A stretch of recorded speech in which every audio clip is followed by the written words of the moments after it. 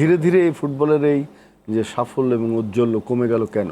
আমি যখন ব্যক্তিগতভাবে খেলা শুরু করেছি সেটা 94 দিয়ে, আমি তখন মোহামেডান ক্লাবের জুনিয়র গোলকিপার হিসেবে ছিলাম। তো তখন কিন্তু আমাদের এই যে সাব্বির ভাই, কায়সার ভাই, কানন ভাইদের মতো মানে বাংলাদেশের টপ লেজেন্ডারি ফুটবলাররা ছিল, জুয়েল রানা, আলফাজ আহমেদ সহ সবাই, আরমান মিয়া। আমরা কিন্তু তখন থেকে একটি ধারাবাহিকতা ছিল বাংলাদেশের ফুটবলে, সেটি হচ্ছে যে প্রত্যেকটি জেলা লেভেলে কিন্তু খেলা হতো। এটা আপনি যেটা বলছেন যে ইন্টার স্কুল ফুটবল, সেটা এক সময় হয়েছে। আমাদের শেরে বাংলা কাপ হয়েছে, আমাদের বিভিন্ন সোরওয়ার্দি কাপ, বয়সভিত্তিক যে খেলাগুলো, সেগুলো কিন্তু আমরা 90-এর পর থেকে আমরা প্রায় 2000, 2002-03 এইভাবে কিন্তু একটা ধারাবাহিকতা ছিল। তারপরে গিয়ে কিন্তু আমাদের যে ঘরোয়া ফুটবলটা, সেটা কিন্তু অনেকটাই স্তীমিত হয়ে গেছে, রাইট।